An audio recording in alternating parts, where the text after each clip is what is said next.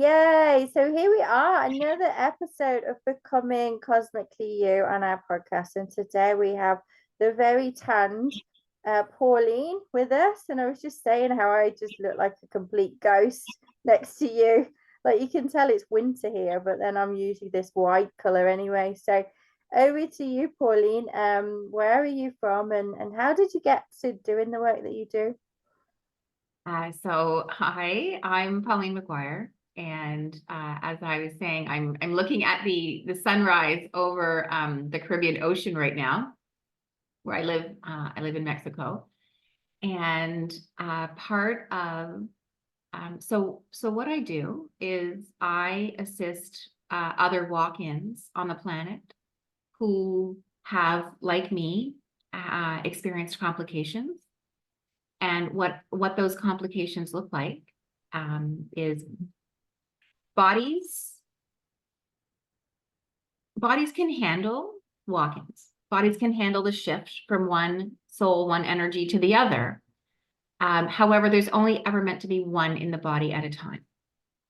And the complications that I experience, which are the most common, are that you end up with more than one soul embodied. And I call it an energetic soup, because now you've got these energies and everything is muddled and mushed together. There's no clear frequency coming out.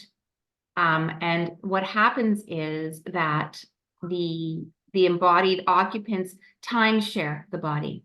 So I wrote a book, and it's called Who's Holding the Microphone?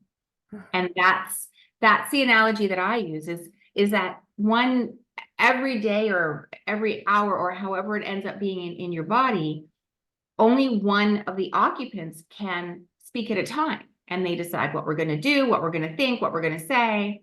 And the microphone gets handed around.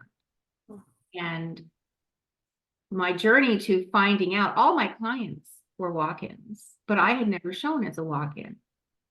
And the kind of the symptoms of walk-in complications, and you can see it with the microphone analogy, is you can almost feel bipolar and schizophrenic, because you've got these different energies cycling around and you don't know that. I'll give you an example. I would be riding my bike and eating the things that I like to eat, and starting a course. I love learning. I love teaching. And, one day just being really happy and like, yeah, after a life of ups and downs.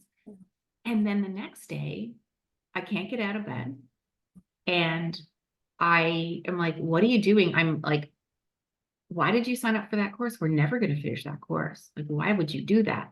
And I'd eaten 6 donuts. And those were the types of experiences that I had that told me something was wrong. Something was not the way it was meant to be. I wasn't happy. I mean, I looked like I had it all, but I wasn't happy. And that led me on the path to discovering that I was a walk-in with complications, doing that work to clear.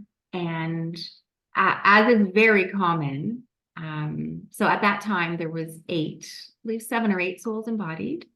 And when you have more than one, you have embodied interference. There's an innate agenda in the body to stay healthy and happy. And that goes out the window when you have embodied interference.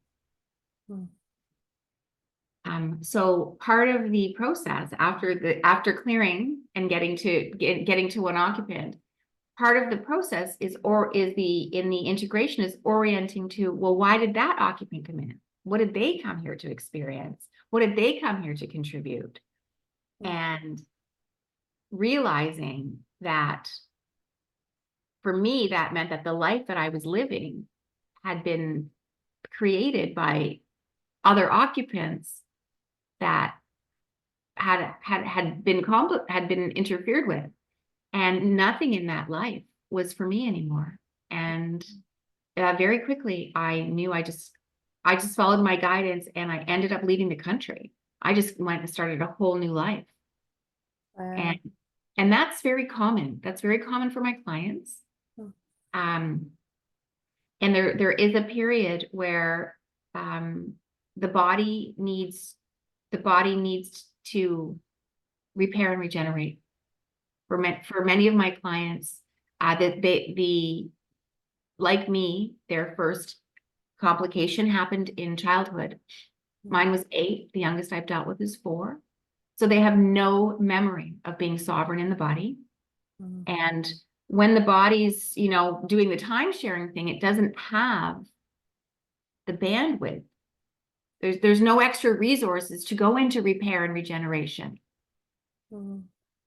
So that's a really big part of the integration process, is dealing with the physical body. And that's what ended up bringing me to Mexico. The universe just guided me here, and feet on sand, sun on body, and just calming down the entire nervous system. I had to reset the nervous system in the body, and have dealt with some old, some structural issues due to ancestral and family and generational energies that were in the body. Mm. And yeah, so I now work with walk-ins like myself, clearing them, guiding them through their clearings, and getting a lot more, continuously getting new information on ways that things that need to be cleared, and ways that our bodies have been altered, are interfered with, and which prevents us from showing up authentically. Mm. And seeing in the world, and in the systems and the programs in the world, how it's reinforced that we're meant to believe that that's the way it's meant to be. Mm. So it's an adventure. It's an adventure. And I also lead a community of walk-ins who are just a fantastic group. And just, it's like, we came here, we chose this method to embody, which I believe is, if you're doing this is not your first rodeo on earth at all. And you came here with a big purpose. Mm. And you've been through a lot. So let's cut through all that stuff and get you going to where to make the impact that you came here to make. Mm.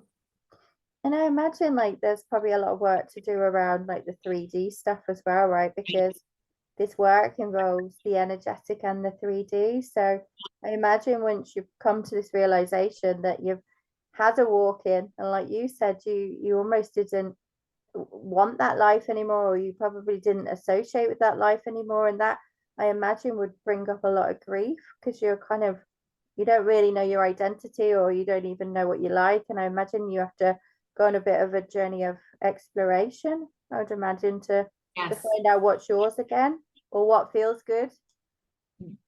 Very, very much so. And if you've lived a life where you've never felt good, then the first step is feeling good, having those moments of, oh, I like this, and exploring. Like when I have an integration program, and for some clients it's, okay, well, I want you to go to the supermarket. When you go to the supermarket, I want you to look at 5 new fruits and 5 new vegetables. Right? It's everything from food. You think that these are the only, that this is what you're used to eating. Okay. But now you're completely new in the body. The body may need something new to support you. So it's really in every second and every thought, opening up to possibility. That could be my, I always eat this. Oh, that could be my next favorite thing. It's change on every single level that you could even possibly imagine. And then you were talking about 3D. So you're changing, but the people in your life may not be. So you're navigating those changes as well. And that requires communication, boundaries. I teach a masterclass on boundaries and consequences, and saying no. Because if you don't make these changes for yourself and you just continue to flow with that old life, then you're not in authenticity. Right? You're saying yes to things that you're used to saying yes to, when now it's probably a no. No, I don't really enjoy doing that. I don't like to have those types of conversations anymore.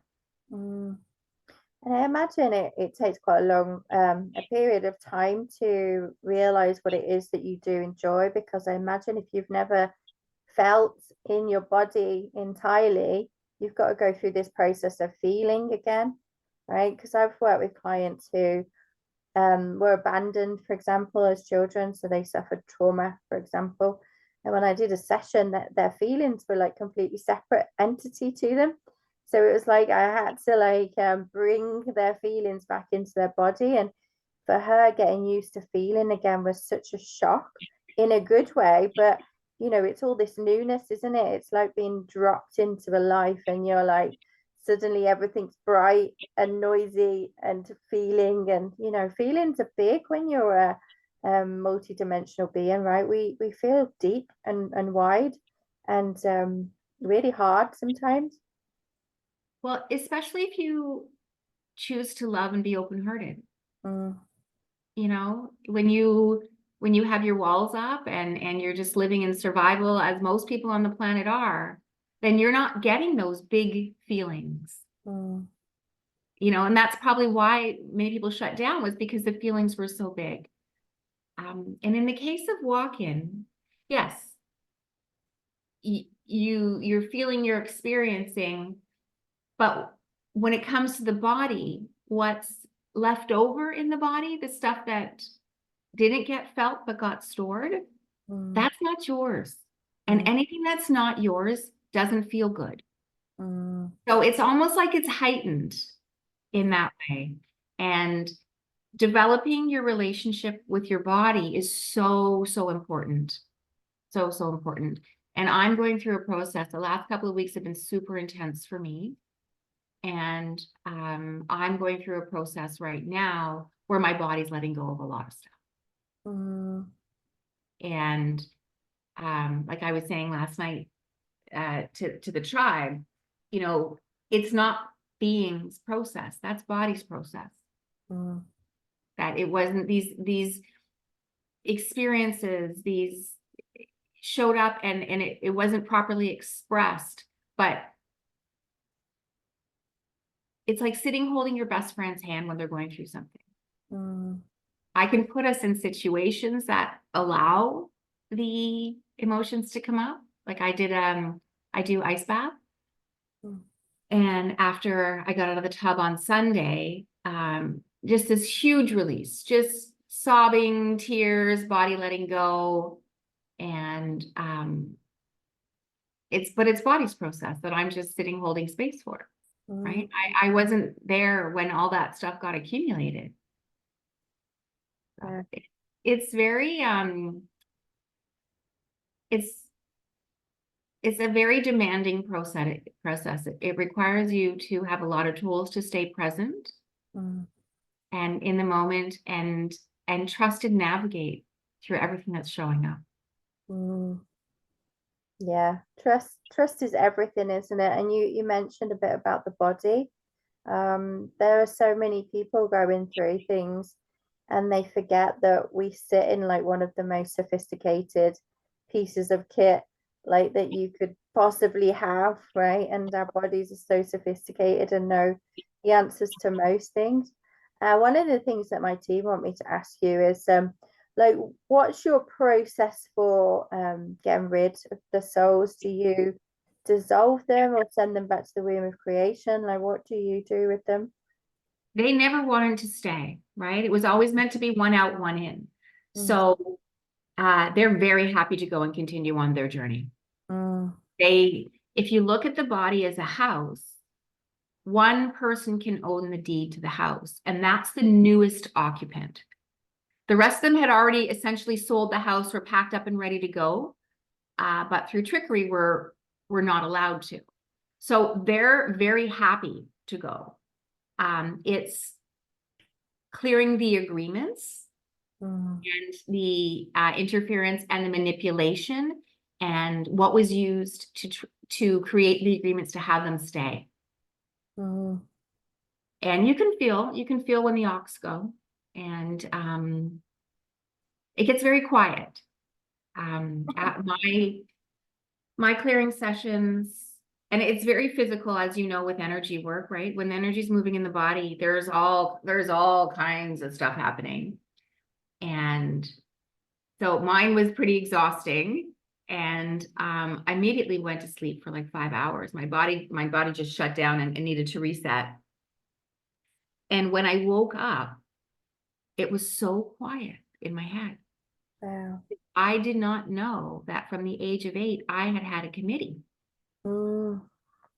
It's not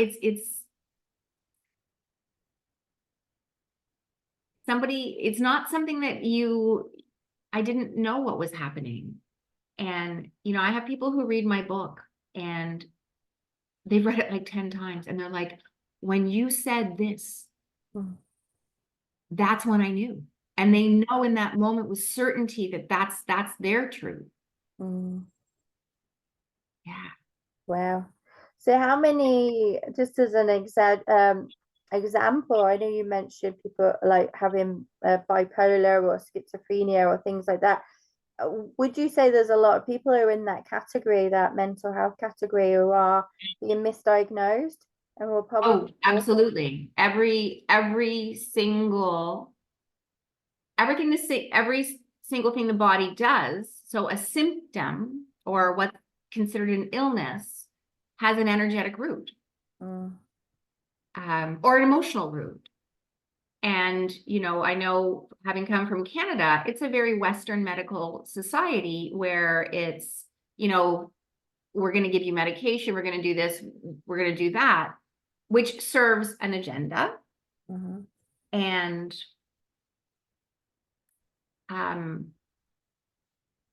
yes, many of the symptoms in Western medicine look like mental illness, which keeps people, and I went that route for a while. I went through that, the medication and just to try and feel somewhat sane.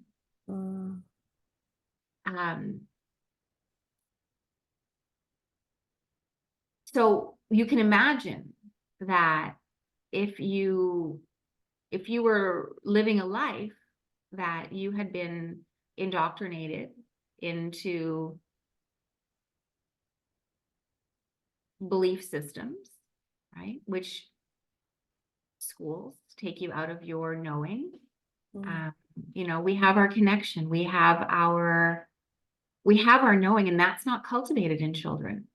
So when you've been completely separated from your knowing, then the medical system can step in and decide how it's going to go down for you. And you're well aware enough to know that if you actually say what's really going on, you might be in a straitjacket. The information I've been given because I'm writing my second book now, is that the highest number of interfered with occupants on the body on the planet is 23. So there's 23 souls embodied. That's highly, highly interfered with, and they're probably not functional. They're probably medicated or self-medicating at that point in order to just function or not function. Yeah. I just met a 20. Wow. Yeah. And that's been very consistent through my career as a facilitator, which has not been that long. But I do seem to, I joke, I'm like, the bat signal went out. And it very quickly. Yeah. So now I'm up to 20. And the other fascinating thing is, because what I put out into the world is, what can I uniquely contribute? You know, we all, let's say 100 people do a course or do something. We all integrate that work in different ways, and we can all express it in different ways. And one of the things that showed up for me almost immediately was working with children, child walking. Oh, wow. You would never work directly with the child. So, but I knew exactly what to do. The guided system kicked in. It's like, okay, you're dealing with the walk-in parent, you're clearing the parent, you're clearing the parent, you're clearing the child using the parent's body as proxy. And so it's really that trust, that surrender of, I know what I'm doing. I've done this in other timelines. I know exactly what I'm doing, even if I don't have the conscious awareness in this lifetime. Yeah, exactly, that trust, and that knowing that you've already done it before and you're doing it on another timeline, right? So if someone's listening to this or watching this and kind of you've piqued their interest, what would you say were like the main symptoms, if you like, to kind of determine that someone's got a walk-in? So there's 14. You can go to my website. There's actually a quiz. Oh, nice. Yeah.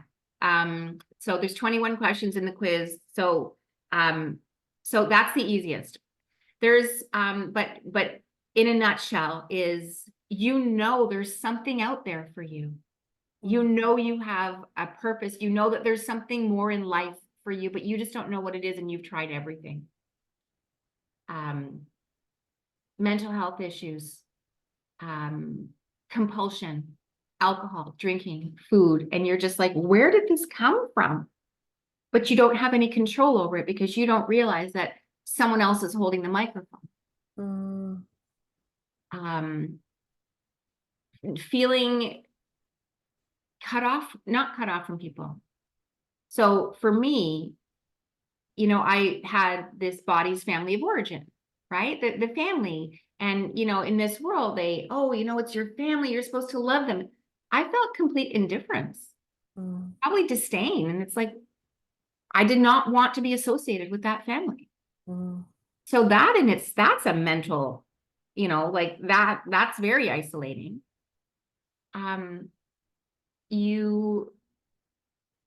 Your memories fade.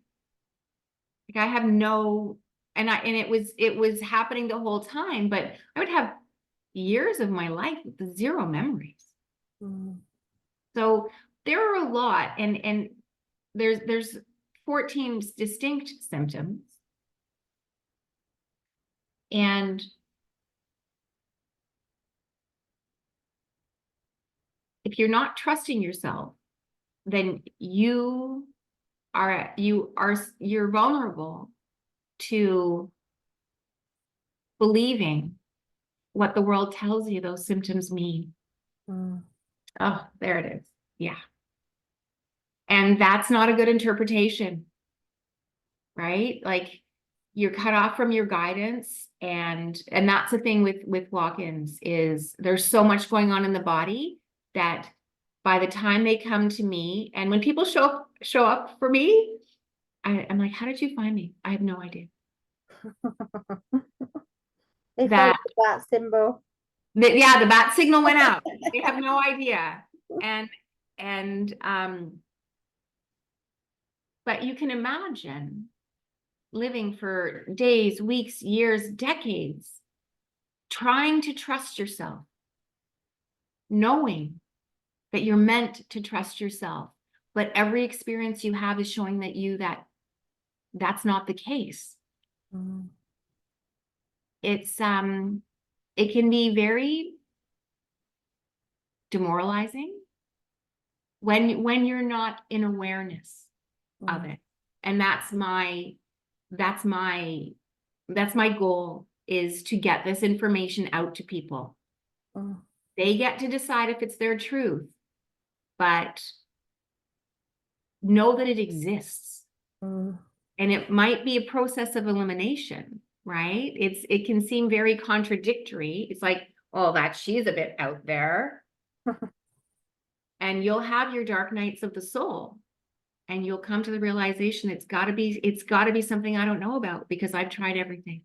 And that's a hallmark of walk-ins, is they're at the self-development courses, like they're doing everything to find the answer. And many times when they find me or they meet me or they read my book and they're just like, I just knew that's my truth. But the only person who can tell you that is you. I love that. I love that concept though, that you kind of just give them the framework and the outline and you let them decide, because I think there's a lot of advice and coaching that goes on out there that tells people what they should think or what they should be. And you know what you're doing is you're just saying, hey, this might apply to you, and I'm holding space for you to make your own decision. And that's really beautiful. That's really beautiful. And I'm sure there'll be a lot of people, to be honest, that aren't aware, and you know, this will be an alien concept to them. You know, it's still an alien concept to people that we aren't 100% human. You know, people are still getting their head around that thing. You know, walking just takes that one step further, right, into that realm. Well, they're not going looking for this information because life is a bed of roses. Life is not working. They're frustrated and disillusioned and heartbroken on a soul level.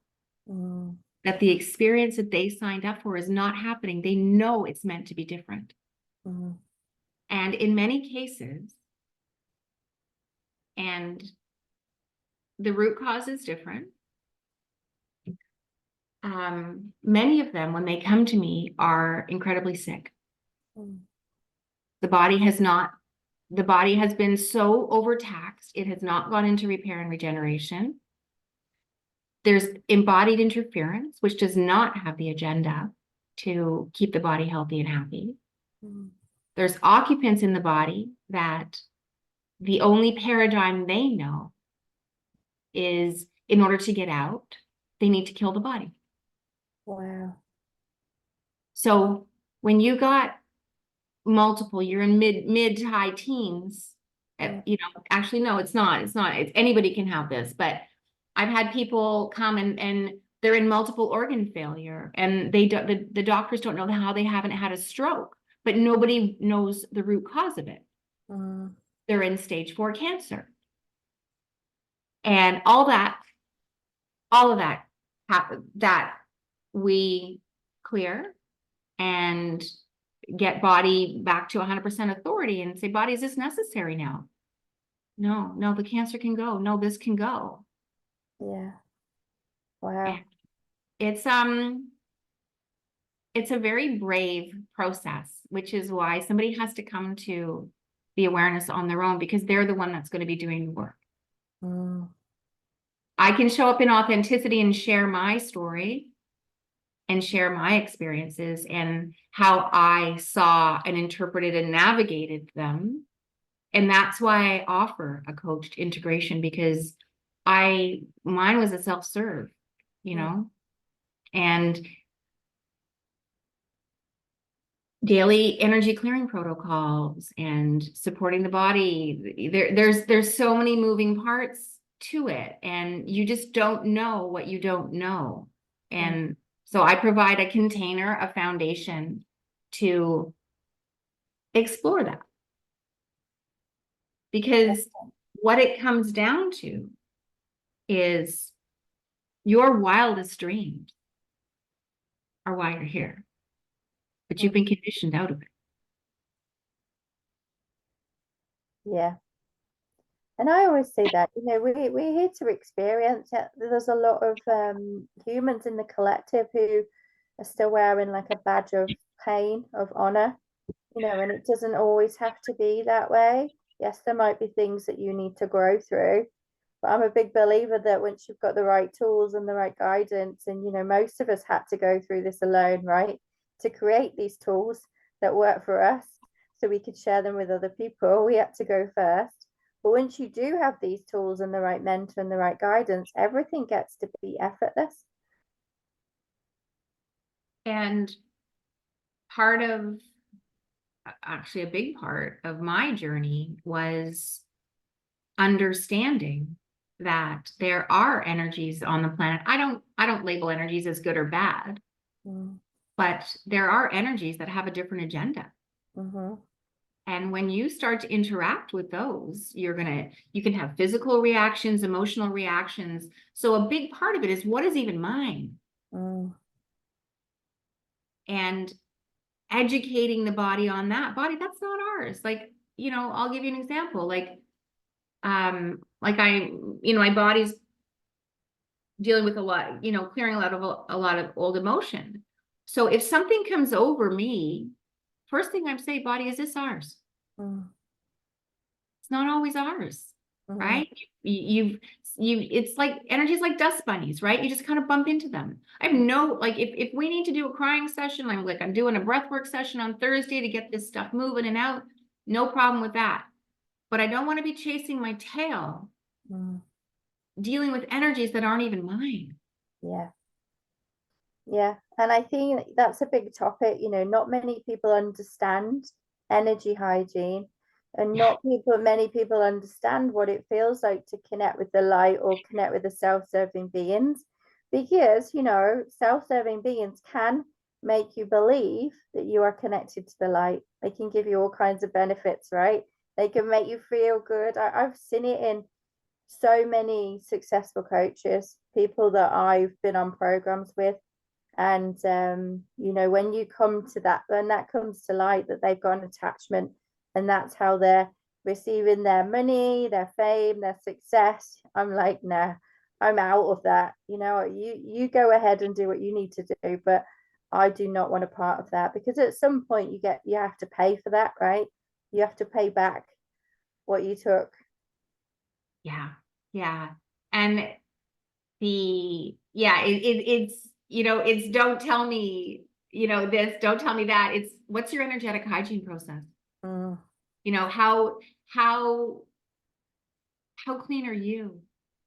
How, and so when someone's like, an energetic hygiene process, what's that? Yes, you get to make your choices. And I really believe, like, I've dealt with a lot of energies, and what's coming up now for me working with clients is, when I'm asking about the energies, the client's never dealt with it. I haven't dealt with it in this lifetime. I've dealt with it in another lifetime. So I'm getting that information, bringing it back, and doing what I need to do to clear. There are two hallmarks, though. Lack of humility is a really big hallmark for me, that there's other energy involved in running the show. And that's something that I very much check myself on. I have the privilege of being here to have this experience and give. And so lack of humility. And when you believe that you know what's best for somebody else, right? When you think that your guidance and your opinion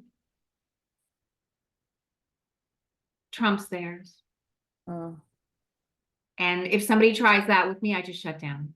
It's because what I see happening on the planet right now is there are a lot of very high dimensional beings coming in to assist.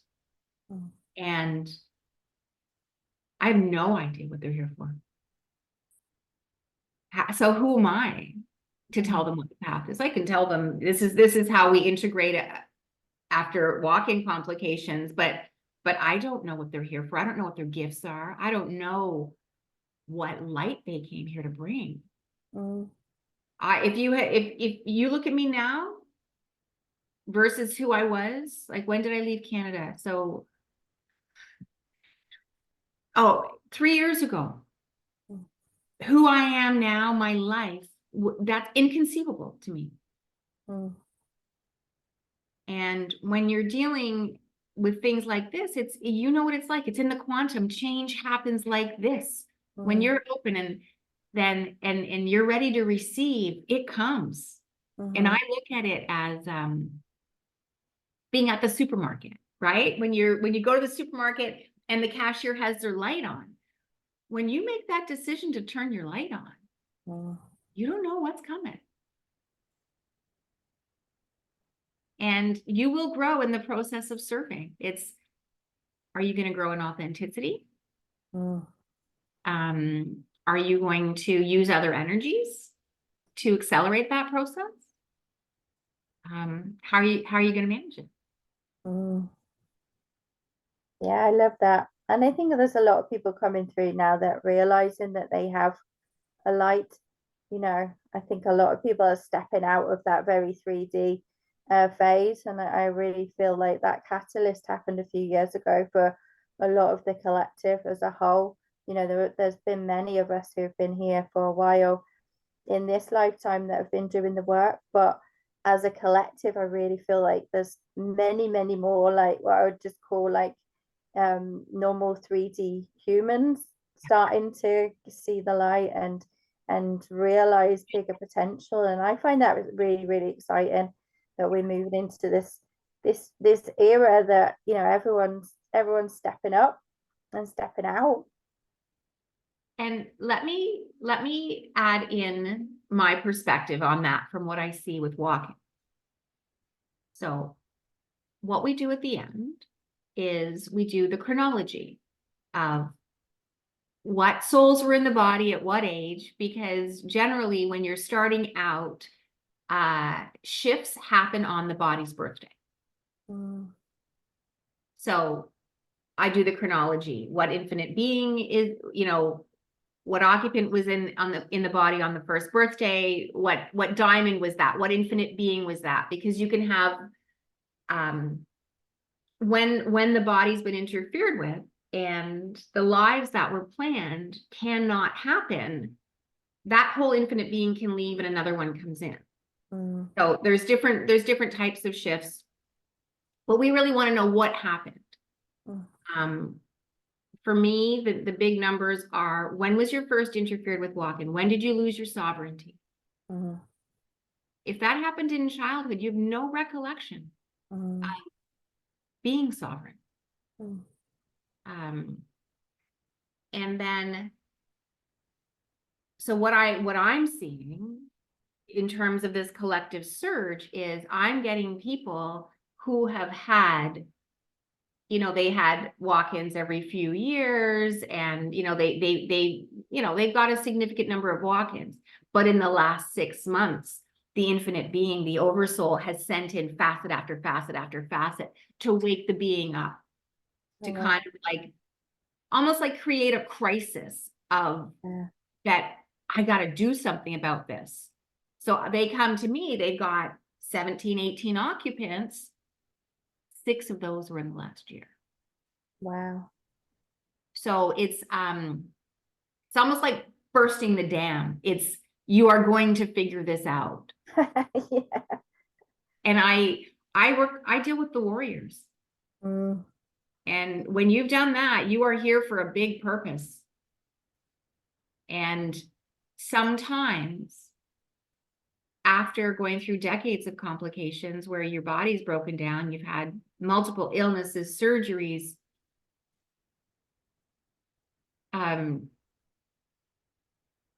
relief of no longer dealing with that can lull you into thinking that that's enough. Yeah. But it's not. Rest, regenerate, get your strength back, but you came here for a reason. Yeah. Just reminding people of that. I love that reminder, because I think a lot of people get stuck in their heads, don't they, with fear and with sabotage and not feeling good enough. But you know, you've got to remember that you're here, you are here for a reason. And you know, the fear is there.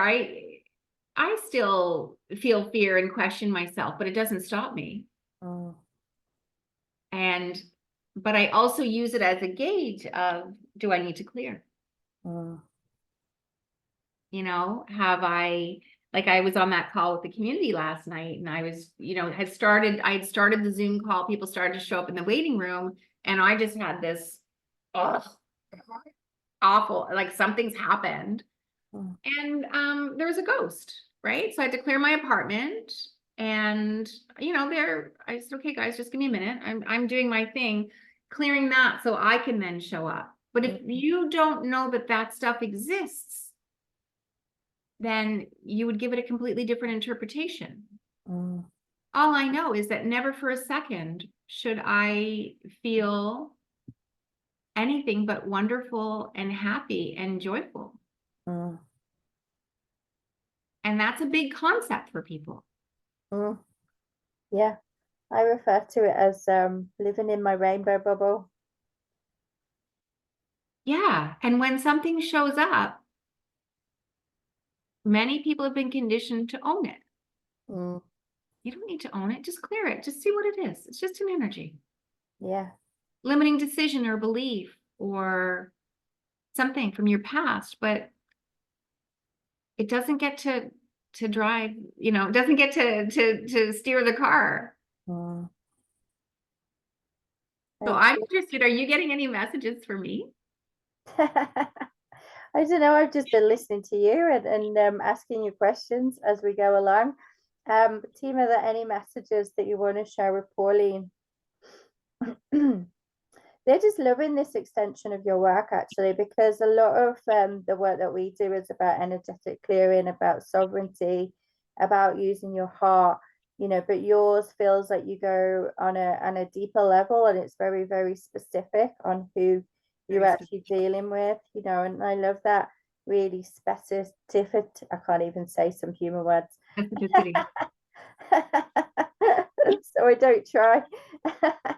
But yeah, they're absolutely loving what you do, and the fact that you are really bringing through these leaders. They're saying you're bringing through these leaders that have these stories, and the thing about stories, I always tell people, backstories, your war story is, it makes you even more powerful when you do show up in the world, because people will be attracted to everything that you've been through.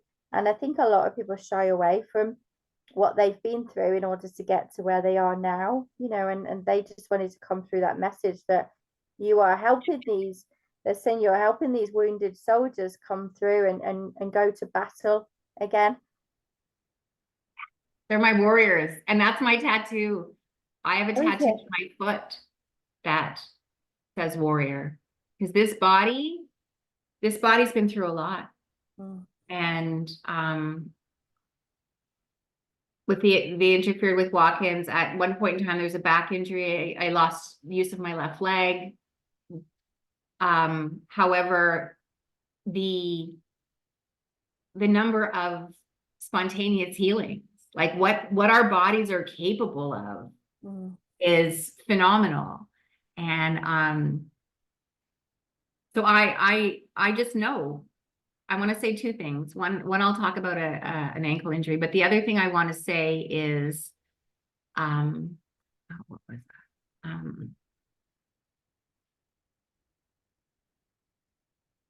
Strength has been very misconstrued on this planet, right? Strength has been construed as power, power over others. And to me, strength is the ability to be vulnerable. And when I got the message, I was at a meditation retreat, and I got the message, it's time to write the book. I had known for a couple of years I was going to write the book. And I kept wandering through life as, is this what I'm going to write it about? Is this what I'm going to write it about? And then it was like, no, you need to do it. And you need to do it now. And that was November of 2022.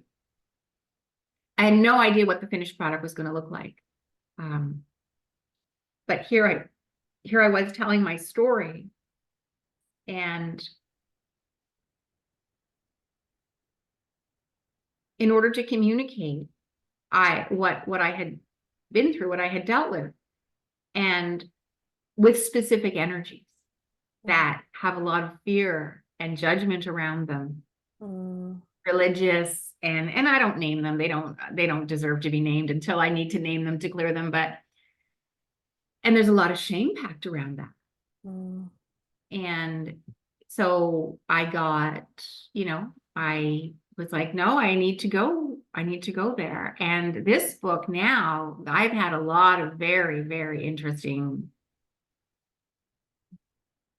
illnesses based on specific energies. And I got to go there because I met, so this book is showing up for me in clients and people that I meet. They're sharing their stories with me. And I had dinner with another meditator the other night, and she was telling me some stuff, and it so closely mirrored what I had been through. And I'm like, that was the sign. It's like, okay, you got to talk about that now. That's really vulnerable. It's very personal, but you got to talk about that because that could change her life. Yeah. I'm finding that as well, is that they peel back the layers, right, don't they? And they say, right, now's the time to talk about that. And I'm like, what? But no one knows about that. And you're like, all right, okay.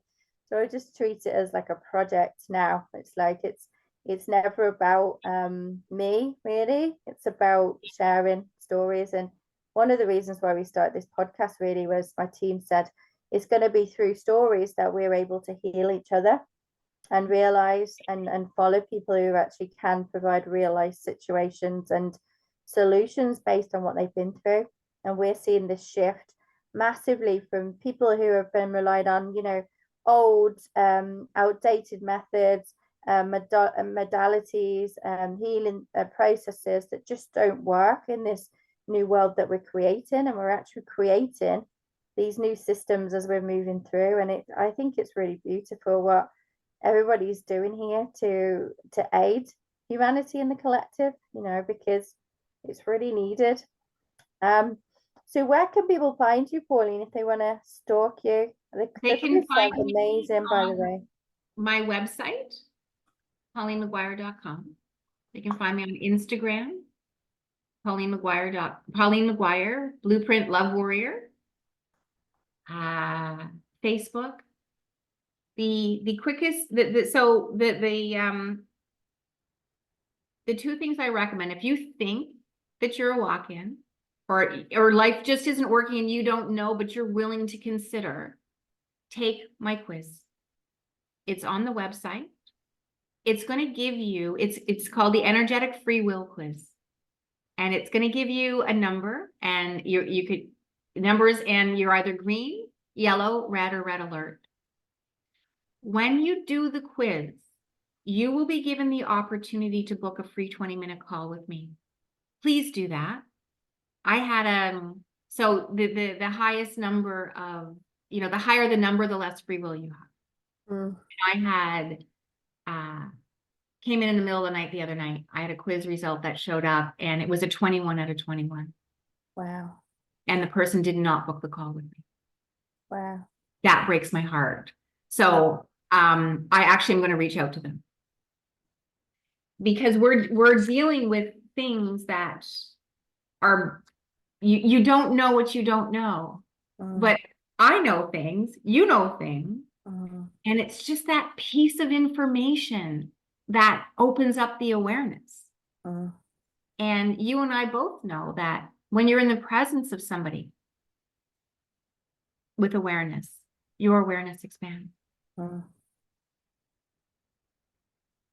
Yeah, absolutely. It's all about being in the right environment and having the right people around you. So I think what we'll do, Pauline, is we'll include your quiz in the bio when we share your podcast, and people can get right to where to find you. And if they want my book's available. Who's Holding the Microphone is available for a free download on my website as well. So if you're looking for more information about walk-ins, that's my story. It goes into, it talks about the 14 symptoms, but I also talk about my experience with it, to just kind of pack more information. How did I experience these symptoms? And I had, I think, 13 out of 14. Wow. Amazing. I love your story. Thank you for being here with us today. Thank you for having me. Oh, you're so The sun welcome. is up. It's a beautiful morning. It's yeah. You've made me want to go outside and try and get a tan, but it's in the middle of winter here, so I don't think that's going to happen today. You still want the sun on face. So I'll tell you a story. Part of my part of how I came to the awareness, I like many walk-ins, I was relentless, right? I was doing the courses, and I Akashic records, dowsing. I did my NLP training. I'm master NLP, master hypnotherapist, timeline therapist, all that stuff. And it was after my NLP practitioner training that I had the awareness that my body was in survival. Didn't matter what I did with my thoughts, my body was in survival. I had no idea why then. And I started to meditate. Went to a meditation retreat in Malta in November of 2019, right before the world shut down with COVID. And shortly after that, started a 30-day walking meditation challenge. So walking meditation is the most advanced form of meditation because you're actually meditating out in the world. And within the first couple of weeks, I got really sick. And the only time I felt better was when I meditated. So I kept meditating. And I was diagnosed with Crohn's. My body was diagnosed with Crohn's maybe 6-7 weeks into the walking meditation. So I kept going because that was the medicine for me. And that's when I made the connection that my father had actually died of undiagnosed Crohn's. He had died of small bowel cancer. Wow. And I kept going. I healed that in 5 days, right? They did the emotional work, the energetic work, gone, done. And I kept going. And went for more than 724 days across 3 countries, changed, lived, left Canada, was in the States, came to Mexico. And at the end, you can do a lay down, which gives the body time to integrate the changes. And this is Celsius. So I meditated between -20 and +38. So +38 is 106 degrees. Yeah. And -20, you're in snow. You're full on snow, balaclava. So and some of my most beautiful and peaceful meditations were in the cold. Wow. -20. So get that sun on your face. Hug a tree. I love trees. I'm always hugging trees. I've got children as well, and they're 6 and 8.